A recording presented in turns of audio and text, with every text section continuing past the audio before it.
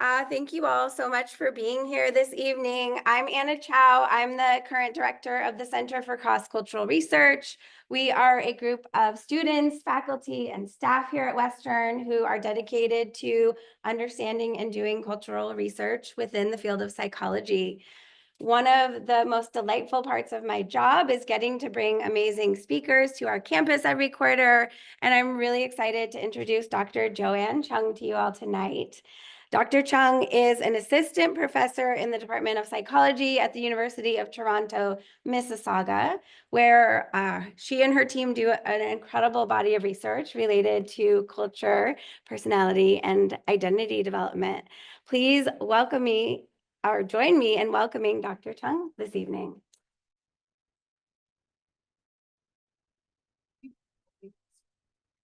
Yes. All right. Thank you so much for that nice introduction, and I'm really happy to be here today.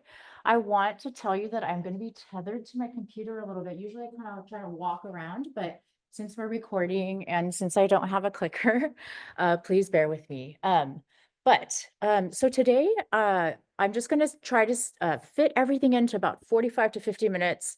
And what I want to tell you is already the take-home message, which is that I want to share my research journey that shows to me that engaging with our participants in a meaningful and intentional way can not only transform the research that we do, but also transform the researcher, so myself.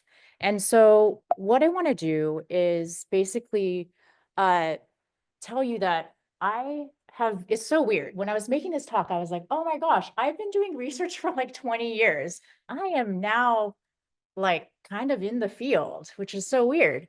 And I have seen psychology go through a couple of crises, and the ones that have kind of stuck out to me personally have been the replication crisis and the fact that psychology has a diversity issue with regards to who is being studied and who is doing the studying.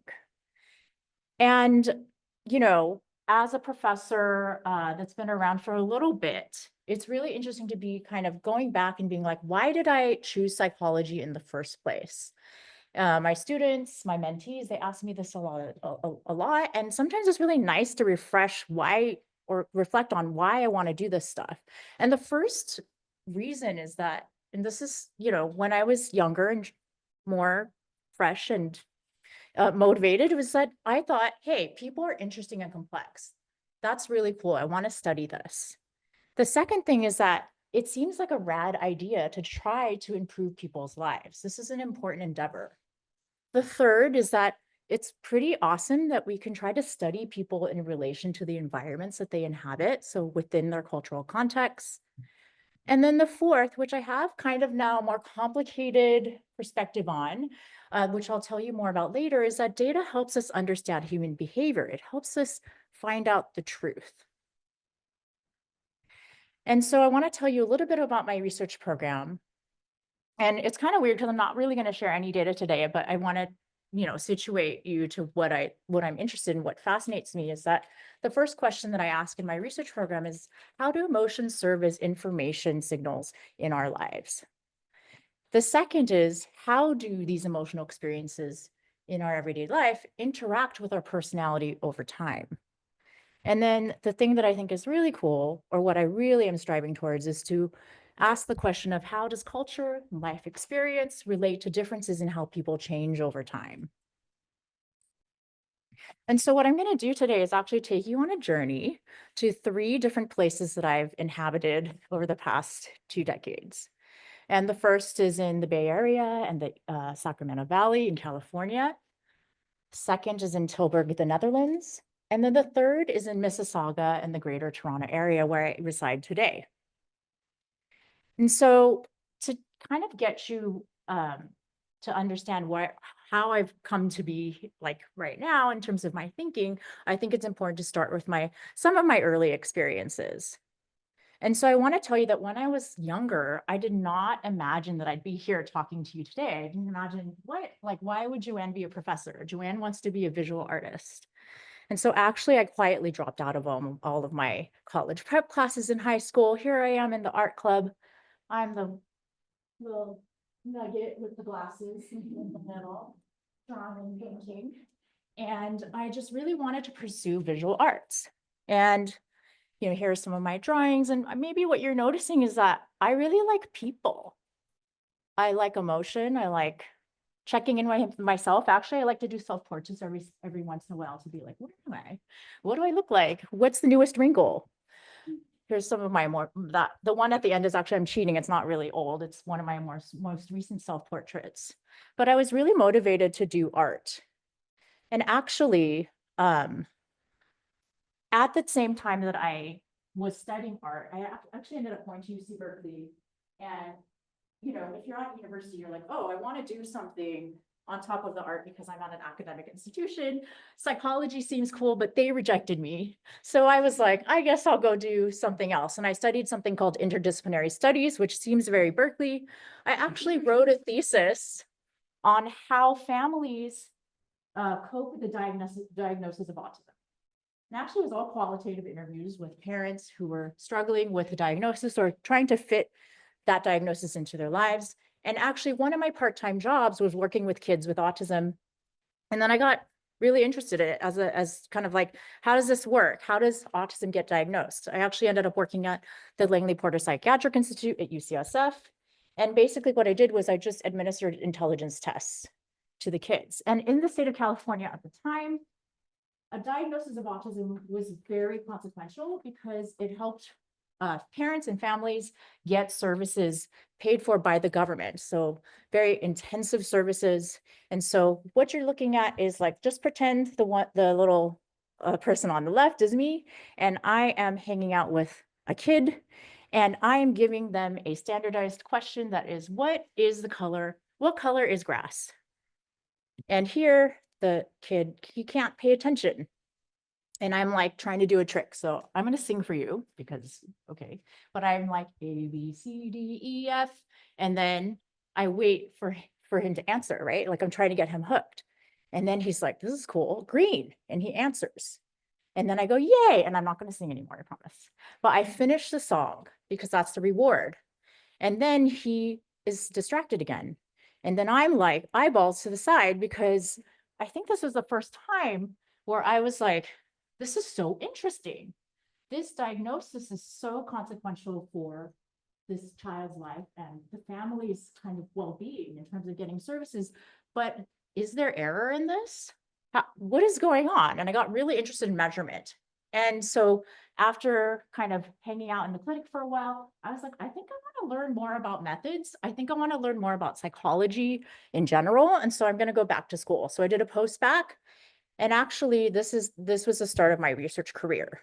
So you might recognize this face. I started working at the Culture and Emotion Research Lab at San Francisco State.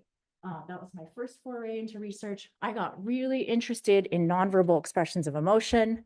You might be familiar with the show Lie to Me. It's based on Paul Ekman's work.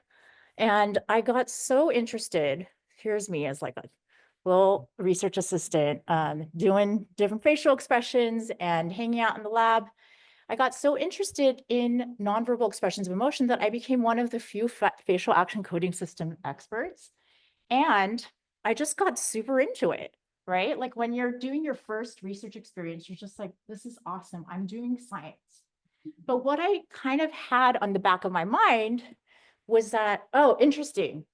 A lot of this work is focused on literate versus illiterate people, East versus West. So at the time, it's very like, these people are different from Americans. And it wasn't squaring with my experience. So I'm second generation Korean American. And I was like, how do I fit into this? But you know what? I'm just like a little baby in the research world. I'm just going to keep like, I'm going to vibe and feel it out. But it was always kind of in the back of my mind. And then I went to my first conference and I ended up going to a bunch of conferences like WPA, I did my first SBSB. And it was interesting because I kept going to these like talks where I was like, awesome, they're going to talk about culture. And it was always about individualism versus collectivism, or like Asian people versus not Asian people. And I just got kind of sweaty about it. I was kind of like, I don't know if this sits well with my experience, but again, like I'm not an expert. I don't know, right? But this is in the back of my mind. Another early experience I had was actually when I ended up going to grad school. I had the opportunity to go to South Korea to collect data. My interest had kind of changed from recognizing nonverbal expressions of the basic emotions to things like pride. And so one question that I was interested in was just like, how do people recognize pride in cultural contexts outside of North America? So we took this study to South Korea, where my brother was conveniently working as an academic translator at Korea University. And it was really, really fun. It was the first time that I got to collect data outside of the online context. I got to see the people that took the surveys. And while I think we did our best, we tried our best, one thing that I observed was that first, the students in the quad were like, hey, so can I answer with my friend? And this happened several times. And I was like, interesting. Why do you want to answer with your friend? And they were like, well, we want to make sure like we have the right answer. And I was like, this is really interesting methodologically, because so used to giving surveys, online to college students in the States.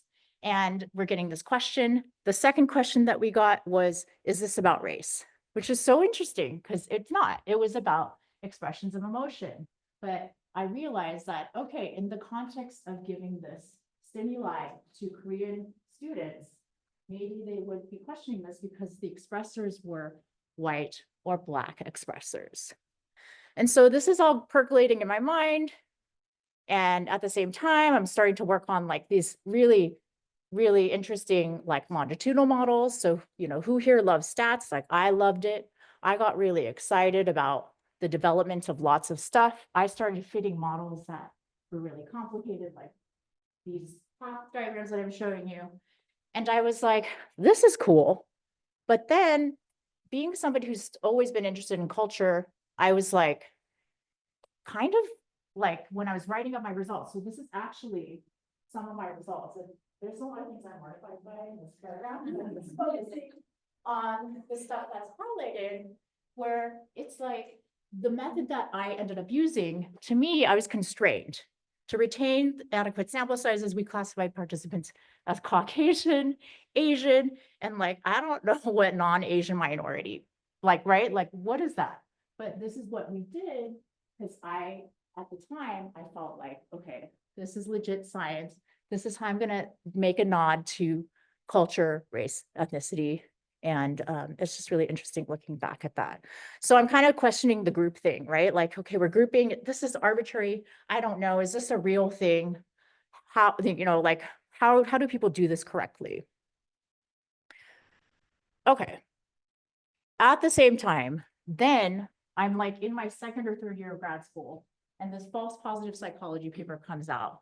Then when I'm graduating, Samin Vizier comes to Davis. That's where I trained. And I'm just like, OMG, like what's happening? Is what we're doing for real? And it just started, all these things came together for me where I'm just like, is this really what science is about? Is this really what I want to be doing? Because, right, like all of these things, I'm questioning the dominant perspectives. I'm kind of like, what is real in terms of data? What are we actually generalizing about? Is what we're doing legit? And at the same time, you know how I showed you those complicated path models? I was like learning as I got really good at stats. I was realizing that, oh my gosh, you can have the same data set. And depending on the different models that you fit, so these are just pretend these are 3 different models, you might get different results. So what really is the truth? And so I just got really weirded out. Sorry, this face keeps coming up, right? It's not that depressing. It's just like I'm questioning, right? So in the end, like I was leaving grad school and I actually got to work on this amazing data set called California Mountains Project. It's a really important project on Mexican American families and the youth that are in the families. And I remember going to my first SPSP where I was able to present. It's so exciting. And I was super pumped, hence that picture. But then I was like, this was the first time where felt a little bit uncomfortable because I was like, wait, am I the person to be doing this presentation on people that were not part of the community? That makes sense. I was just kind of like, I know that this is an important data set, it's an important study, it's an important question to ask, but I'm not familiar with some of the things that would help me kind of interpret the data, I think, in a just way. But, this is all percolating. Okay. So that was my first foray. Like, these are the early experiences in California. And, there's a face again. Then I was like, okay, so in my grad program, we like to have plans laid out before we graduate. So I was like, definitely not ready to be a professor, but I think I want to go to Europe and learn more about longitudinal data analysis. I think I'm still really pumped about this. I actually want to try to collect my own data. So I ended up getting a postdoc in Tilburg, the Netherlands. And what's really interesting about that is that this was my first kind of, I don't know, like this is the first time that I ever really heard about participant engagement. And so I'm just going to tell you about it really quickly. And it's really interesting. So I've been talking to a lot of people today and it's been really fun. And I think I told somebody, so sorry if it's a repeat, that in the Netherlands, you don't have, at least in the department I was at, you don't have a general department of psychology. You have a specific area that you're part of. And so what you get is you get lots of people working on similar problems in different ways. So I was in the Department of Developmental Psychology. Does that make sense? So it wasn't like there's one developmental psychologist, like so many. And what I learned there was I expanded my knowledge on intensive data analysis or data collection methods like experience sampling methodology. I learned about youth, clinical, and forensic populations because I was in this department. And then I learned that my colleagues often went to schools and organizations in their communities to give presentations, to talk to the community. I learned that people built from their existing networks to find participants and to also ask them, hey, what do you want us to study? What can we give you in exchange? How can we enrich your participation in our study? And I learned also that people were also sharing results with members of the community, which I was like, whoa. And it sounds so funny now because I was like, people matter. We should engage with them. But this was really the first time that I was exposed to these ideas. In the Netherlands, I was actually promoted to assistant professor from a postdoc, which was wild. And then I did the stuff that you're supposed to do, which is write a grant. And, right, like, and I met somebody and she was also in the same career stage. This is Odelia Lacalia. She's actually at Utrecht University now. And we were really fresh. We were excited. We were like, let's do something together. Let's write a grant where we do something about real world stuff. I don't know if this resonates with anybody in the room, right? Like, I want to help people. I want to do a good thing. And I want us to, like, together, we were like, we're going to merge our interests together so that we can't do the project without each other. And she's somebody that studies trauma and adolescent development. And I was like, this is interesting. Let's merge forces. And what we were noticing about what was going on in the Netherlands at the time was that there were a lot of newcomers. People coming to resettle in the Netherlands, many people with refugee backgrounds. And we were like, what if we do a study on emerging adults or young adults that are of Syrian origin that are coming to resettle in the Netherlands? And then that actually became funded.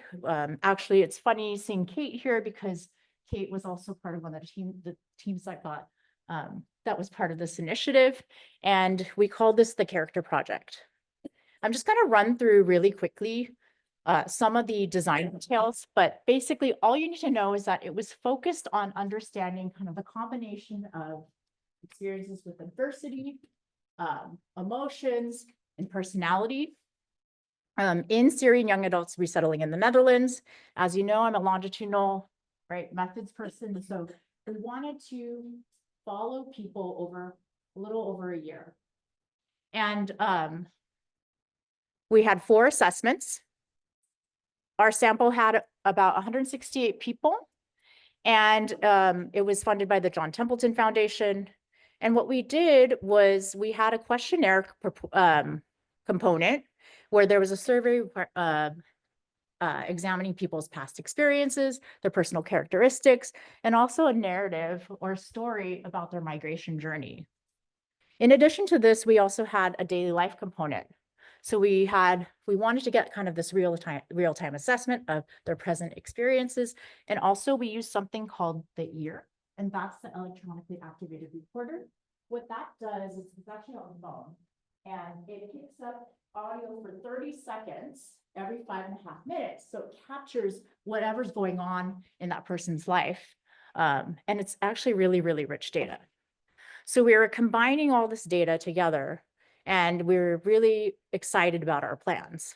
But what I want to point out here is that our project changed so much, and it was the biggest turning point of my research program, my career, my desires for like doing research. And it started with the ethics board. And I don't mean it in a mean way. So like, I know a lot of us grumble about ethics board, but this is really interesting because the ethics board said, how will your potential participants benefit from participating in your study?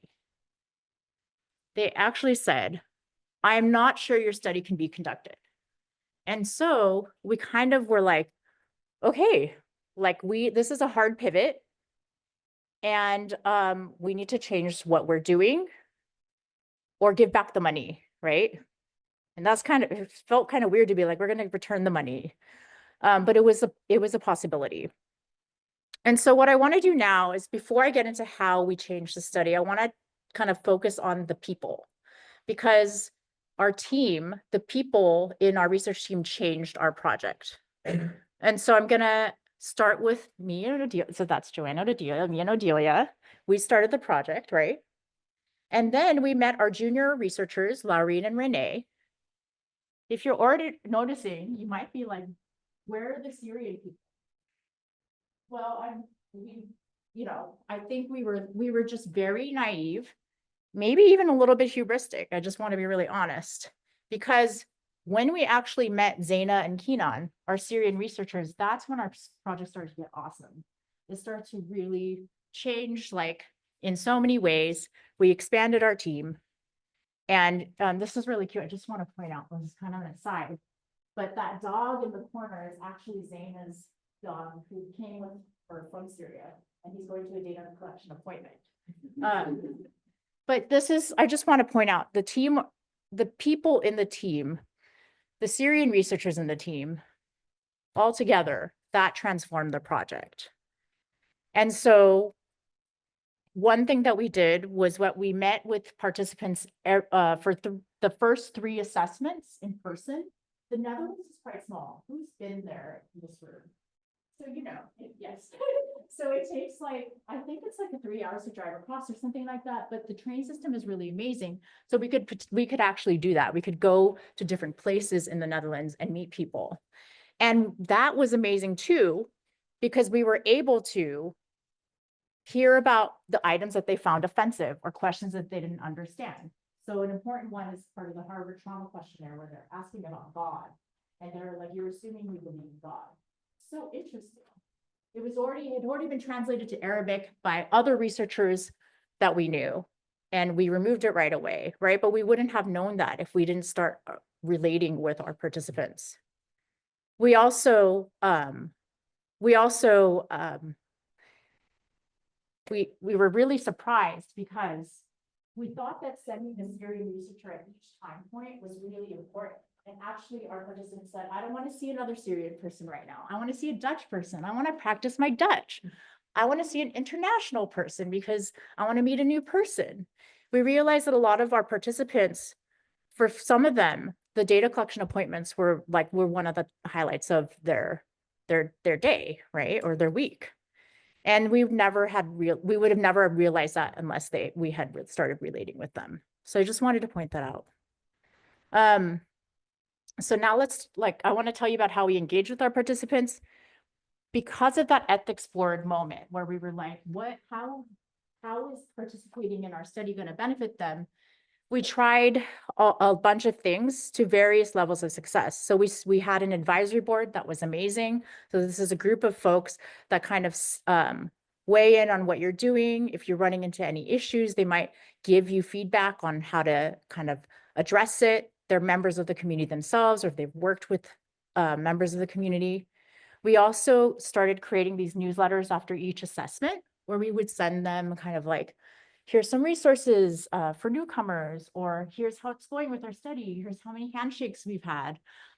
Here's pictures of us, just to kind of keep connected. I love swag. We had swag to accompany our newsletters. So things like this tote bag, this water bottle, like even like a diary. Here it says agenda, but that's diary in Dutch, and then a plantable newsletter.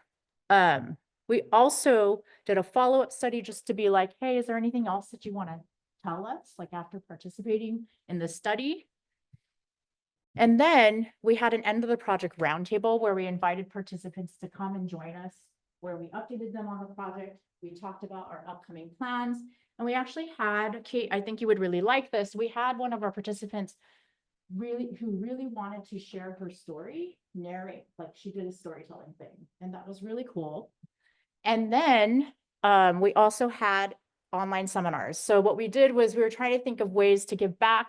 And a lot of our participants were really interested in us being psychologists. So we had these seminars on expressive writing in Arabic. We had one on collective leadership in English. And then the one in Dutch was about identity development and growth through trauma. And then we also had this really cool electronic book project, which we just put out a call to our participants. It's essentially a zine, but we were like, hey, do you want to share your art about your journey in any way? And we got a few submissions and we put it together on our website. And so this is all the ways that like our project was transformed just by kind of being like, wow, like the ethics board is right. We want to run our study. We want to run the study in an intentional and meaningful way, and we try to pivot. And our team really helped.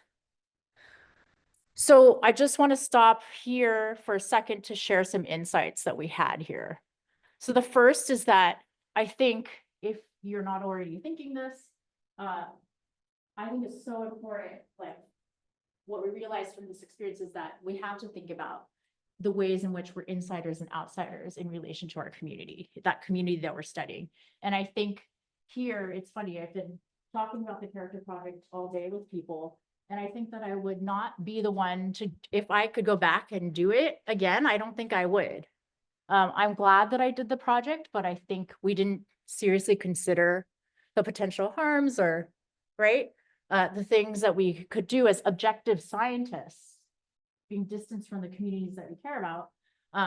And so I think it's important to at least reflect on that before doing a study like this. I also think one thing that I realized was that it's important to be flexible about the work like this that we do, that it's part of the process. I also think that you have to be doing a lot of reflection.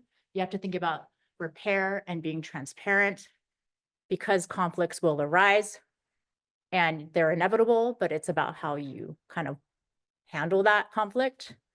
And then I really left this project really taking away that we have to meaningfully engage with our participants, or else it's not going to be a good study. I also had these realizations where it's funny, I was telling somebody, I'm like, I realized that there's value in research. So what I mean by this is that when Zaina and Kenan joined our project became so much better. The quality of the research became so much higher because their lived experience helped steer the project. And it really brought up for me that, like, you know, all those kind of things in the back of my mind, right? When I was watching the person give a presentation about individuals and collectivism and Japanese people versus Americans, and just kind of feeling weird and not really allowing myself to be like, how do I enter the conversation? This was the first time where I really felt like this stuff matters. Research is actually legit search. And then I think remember when I said data helps us find out the truth? I think that's still kind of right. But I think that there are multiple ways to approaching data. There are different ways of kind of weighing the data, and it all depends on the research question. So it really led me to the idea that we can have multiple understandings, multifaceted understandings of what's going on. And so what I want to do now is turn to kind of when I left Tilburg for Toronto, and then I'll finish up with a summary. So when I moved to Canada, it was actually 2019. Data collection was still ongoing for Character, but I got a job. And so for those of you who have been on the job market, you just kind of, it never happens at the best time, right? But I went, and it was really interesting because I had this time to kind of reflect on, right? Like moving continents, it helped me reflect on like, okay, like, how did it go? What are my thoughts on how it went with the Character project? We even wrote a paper on it about our reflections. And actually, one thing that I noticed when I got to Toronto is just how multicultural this place is. So maybe you've been there, you've heard about that. It's like, yeah, there's so many different types of people. They're all from everywhere. And I'm Californian, and I was like shocked. I was like, wow, it's really different here. And so that's one thing that I really appreciated. Then ironically, I noticed that I was one of the only faculty of color in my department that served so many, like such a multicultural student body. And what I noticed at the time was that, right, like the murder of George Floyd, that happened. And all of a sudden, I was one of the onlys, and people were coming to me for advice. So I would get racialized students. So in Canada, we say racialized, like to stand for racial and ethnic minorities. But racialized students would come to me with what they were going through, and I was so happy to be there for them. And I was also recognizing that, like, the power of being in groups. So I actually know Angela through her amazing initiative Flourish, which is a group for pre-tenure faculty of color. I founded and co-organized the EDI group at the U of T campuses and at UTM. So all of a sudden, I was like doing all this EDI work. And I was also part of the Anti-Asian Racism Working Group at the U of T. And I was kind of like, interesting. Like all of this is coming together at a time where I'm just kind of trying to find my footing. What do I want to do next? And because of Flourish, I reconnected with my colleague Kelsey Harris, who's at the University of Victoria. And I was like, dude, doesn't personality have a diversity issue? And she's like, totally. And we would talk about pop culture and hang out, sometimes with Angela. And I was like, what if we study the racialized experience in students in Canada? What if, like, right? Like, I really wanted to stay engaged. I wanted to do that community engaged type of research, but I wanted to stay more in my lane. And my lane is being a university professor. I was a racialized undergrad student too. And she was like, this is fantastic. And we'll make it Canadian focused. And so that's how we got together, and we created this project called Giving Voice. So I want to just tell you really quickly, we started with that perspective shift that I've been kind of telling you about already, right? And one thing that was really cool is that we already had this extended we applied for this funding that was about like 4 to 5 years. So we had this extended timeline to do all this prep work that I think is really needed for this engaged approach. And then we created a diverse research team from the very beginning. So we're trying to kind of learn from what we had been doing in the past. And then we also, before we launched our study, we ran a bunch of focus groups, and it was really fun.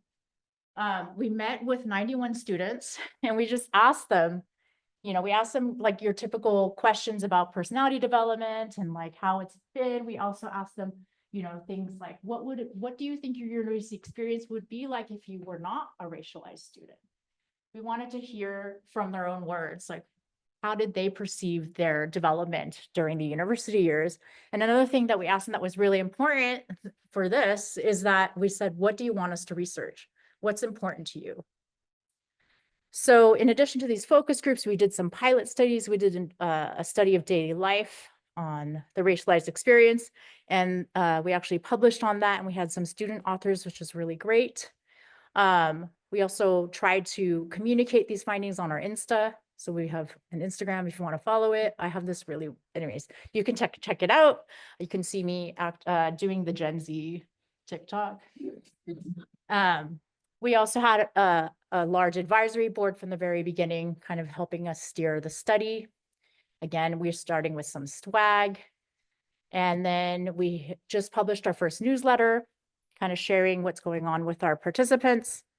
And we've done 23 or a little bit more events in the past 7 months with the participants. So we've done things that are serious, like how to get involved in research. We've done stuff like take a walk with us, because the Mississauga campus is very cute. There's some deer nature. And we've also done things like come and have tea with the team, get to know us, let's play games. And one thing that I think is really cool is we just had a Lunar New Year paper cutting thing where a lot of students of Chinese background came to do paper cuttings, and we made an installation together. And then we're starting a Giving Voice zine, which is about people's accounts of their first year. So we're doing a lot of that outreach from the very beginning and just that community engagement. Okay, just looking at the time. So this is what we've been doing. Sorry, here's the timeline. We started summer of 2024.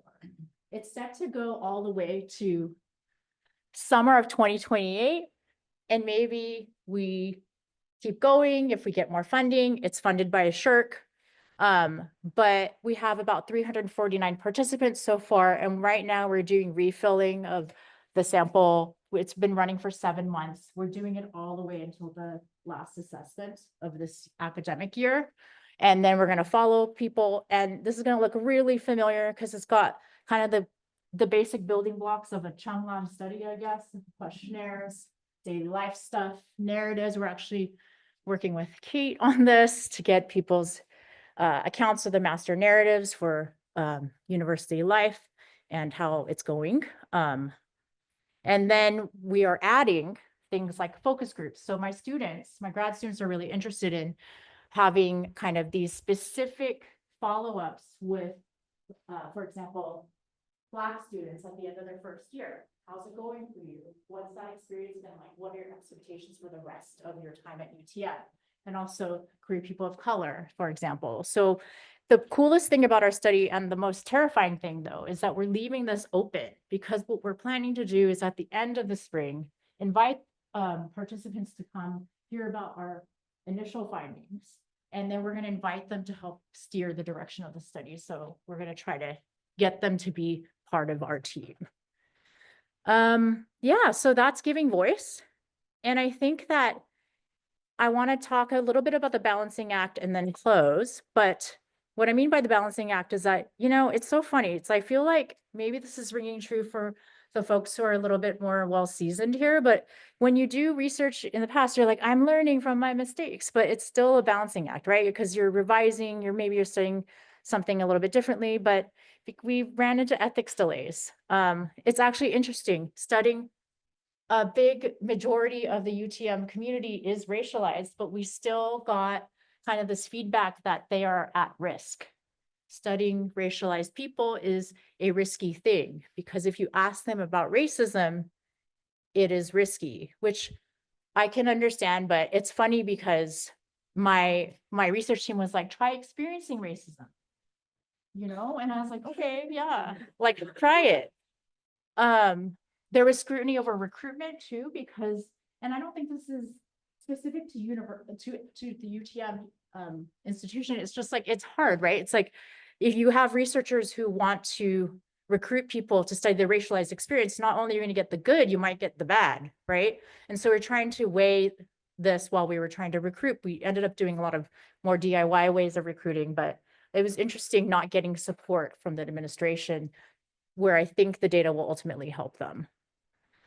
Another kind of thing that's really interesting to me was that, remember I said me search is really important, but I was not set up, or I just did not, I guess I was not expecting how difficult it could be when you have that experience and you are witnessing, and you're also kind of shedding light or giving space to somebody's experience that you can relate to. Like, it can be uplifting, but it can also be hard, right? Like, if we're being real. And I think that learning how to juggle that, learning how to talk about that in a research team where all the students are also racialized, is really interesting and important. So another thing is just that, I know a lot of people do engaged research here, it's just really resource intensive. So trying to do that and also kind of maintain like team morale when things were getting really hectic you know, it's a lot of work to do engaged stuff. And then finally, right, like different challenges arise, even if you're like, oh, I've grown from like my previous experience, I'm going to try to apply it here. You're just going to find different things. And then, you know how I said like we were expanding, or I myself have been expanding the way that I view research. Sometimes you still have that voice in the back of your head. It's like, is this good science?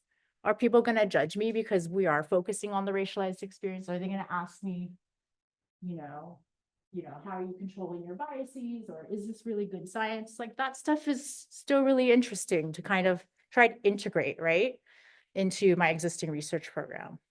However, what I want to point out is there's been such amazing things happening. Like that ethics delay actually gave us more time to prepare. We got to vibe, right? We got to build our research team. We got to hang out with the community. We got to make our connections. We also noticed that people do really want to share. I don't think I wasn't trying to make a light of it that like, try experiencing racism, but we've gotten so much feedback from our participants that were like, thanks for letting me share. I feel like I'm not the only one. The focus groups are really interesting too, because some people became friends, which is awesome. And I think what has been really powerful for me as a mentor is that my students get to see themselves represented in a government funded study. They get to be legit. They get to study what they want and have support. Our participants are building community. That paper cutting thing, like that's amazing that people got to like talk about Lunar New Year, in a public space and do an activity together. And the support inside and outside of the university has been pretty good. So that's been really awesome. And so what I want to close with is just some interim lessons of what using an engaged approach has taught me. And I want to say that I think there's a lot of value for our participants. And what I'm noticing is that they do express pride in contributing to the research, right? When they were saying like, thanks for like doing this. I feel like I'm part of a community. That's amazing. They feel like they're contributing to research. They can see themselves in the research. They become part of a community. What I just said, they're recognized as people who matter, right? Like it's kind of cool. Like for those of you who are doing research, I've talked to a bunch of you today where you're doing really important stuff. And I think you can resonate with us when you're just like, yeah, you're a person that matters. I care about your experience. I want to listen and learn more about it. And then I actually think, like from a methodological standpoint, that the research becomes a lot better using an engaged approach because there's higher commitment, there's higher retention, at least in the longitudinal studies that I've run. We get a more holistic perspective on participants because, right, if you get to know a person or a participant as a person, you want to know lots of things about them. They're multifaceted, they're complex. You don't just want to know about the bad stuff. You want to know about the good stuff. You want to know about the things that make them tick. You want to know about stuff that they want to tell you, right? And I think that the reporting is more measured and accurate, which is what I think we want for the future of psychological science. Because like, right, if you spend time with the participants, you kind of get to know like what were the limitations, what are the things that you did that might have consequences for how the results come out. And relatedly, you get increased context around that data. And some other insights, just a couple, it's a reality check. Like when you do this engaged research, you just realize how messy doing research is. And for me, it just reminds me that we're always approximating something, right? Like we're always kind of like, it's like kind of like toy models. Like we're focused on, I love emotions, I like feelings, but maybe the cognitions really matter in this context, but I'm going to miss it. Do you know what I mean? Or like, maybe we didn't ask participants something that's really, really important. And I just think that this type of research, at least for me, has shown that psychology is complex. We're always kind of reducing it down. And there's also this observation that participant interests and priorities do not always align with those of the researchers, right? Like when we have those focus groups with our students, we were like, what? You want to talk about spirituality? That's so cool. But I never thought about that. It sounds weird, but right? It really matters to them. They want to talk about friendships and friendship breakups. Like, that's so cool. Like, what? Like, it makes a lot of sense. But if I had just gone into the study not taking into account that what they wanted, it would be less rich. And finally, I think I just said this a bunch of times, but I just want to close it. Participants are people that matter, and we should care about that. Okay, thanks for sticking with me. I want to thank all my collaborators, my funding agencies, for both of the projects that I talked to you about today, and you as well for listening. And that's it. Thank you so much.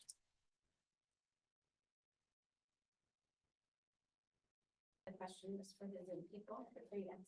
Yes, and that actually helps situate me because do you guys ever give talks and then you're like, I'm done?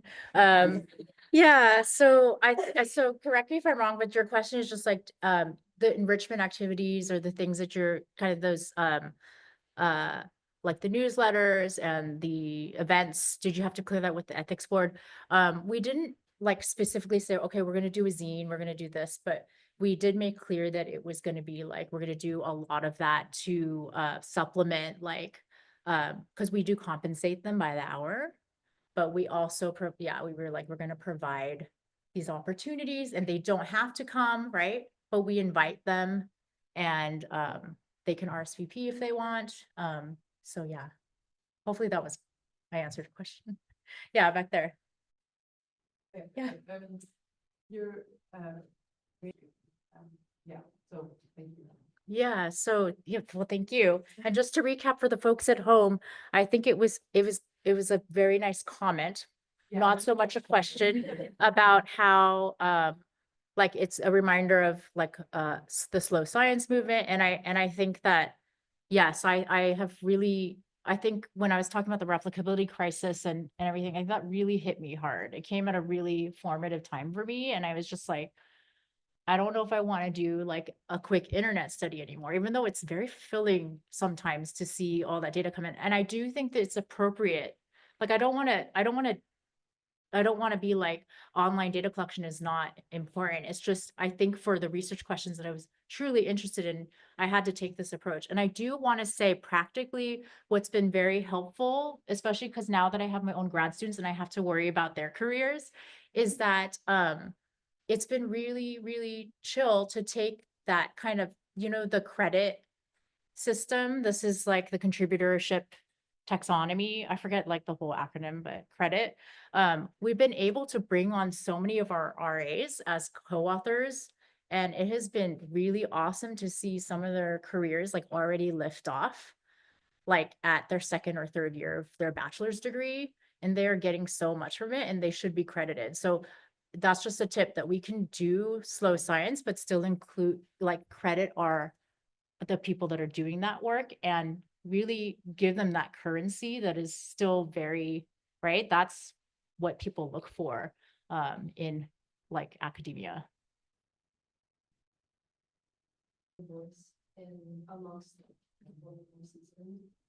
Yeah, so the question is it's very nice. Thank you so much. Second year student, bright and bushy tailed maybe, asking how did you kind of find your direction, or like how are you able to find your voice, I guess. And I would say like personality wise, I'm pretty not approach oriented. I'm like a process of elimination person, and I think I just like a bunch of stuff. I don't know if other people are like that, right? Where it's just like, this is interesting, this is interesting. And I think what I think I would just recommend, like, even if like your first research experience is something that you're not so like, oh, this is exactly what I want to do, like try it out, because a lot of the things that you learn in one lab can be transferable to another.